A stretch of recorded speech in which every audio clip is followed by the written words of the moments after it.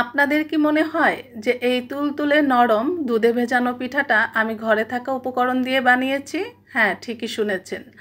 আটা, তেল, দুধ, চিনি, লবণ এগুলো দিয়ে তৈরি করেছি, যেগুলো আমাদের নিত্যদিনের রান্নায় বাসাতেই থাকে।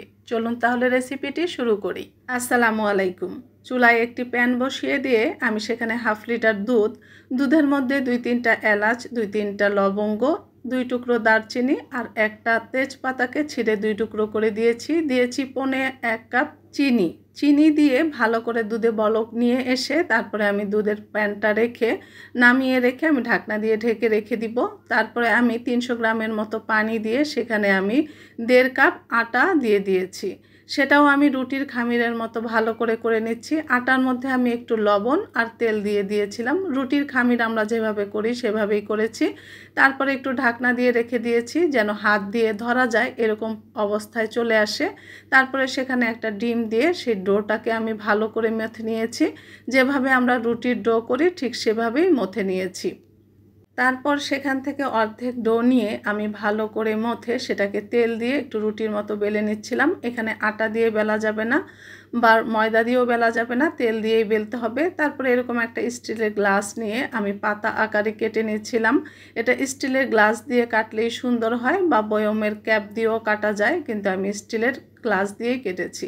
বাকি অংশটুকু আমি চামচ দিয়ে কেটে নিলাম। আসলে এটা যে কোনো শেপেই করা যায়। তারপরে আমি চামচের সাহায্যে গ্লাস দিয়ে যে পাতা আকৃতি করে রেখেছিলাম সেটা আমি চামচের সাহায্যে পুরো পাতার আকৃতি দিয়ে দিচ্ছি। 2 সাইড দিয়ে একটু চাপ দিয়েছি যেন পুরো পাতার মতো হয়ে যায়। এরকম করে আমি সবগুলো পিঠা বানিয়ে নিচ্ছি। এখন অবশিষ্ট যেই ডোটা ছিল সেটা দিয়ে আমি যেটা চামচ দিয়ে কেটে রেখেছিলাম সেটাও চামচ দিয়েই কেটে নিচ্ছি। এটা আসলে বলে বোঝানোর মতো কিছু নেই, দেখে বুঝে নিতে হবে। আপনি যেরকম খুশি সেরকমই শেপ দিতে পারেন। এটার জন্য আলাদা পিঠাগুলো বানানো হয়ে গেলে অন্য একটা প্যানে তেল গরম করতে দিয়ে সেই তেলে পিঠাগুলো ভেজে নিতে হবে অল্প আঁচে সময় নিয়ে। এই পিঠাগুলো একটু সময় নিয়েই ভাজতে হবে, তাড়াহুড়ো করা যাবে না। তাড়াহুড়ো করলে উপর দিয়ে কালার চলে আসবে, ভিতর দিয়ে পিঠাগুলো কাঁচা থাকবে। এই পিঠাগুলো আমি 2 ভাবে করব, সেজন্য প্রথমে আমি শিরায় দিয়ে নিচ্ছি। কিছুটা আমি শিরায় দিব, কিছুটা আমি দুধে ভেজাবো। শিরার জন্য আমি এখানে 2 কাপ পানিতে 1/2 কাপ চিনি দিয়েছি। মিষ্টিটা আপনাদের পরিমাণ মতো দিবেন। যারা মিষ্টি বেশি খেতে পছন্দ করেন তারা বেশি দিবেন, যারা কম খেতে পছন্দ করেন তারা কম দিবেন। আমি আমার পরিমাণটা বলে দিলাম। এখানে পিঠাগুলো ভাজা হয়ে গেছে।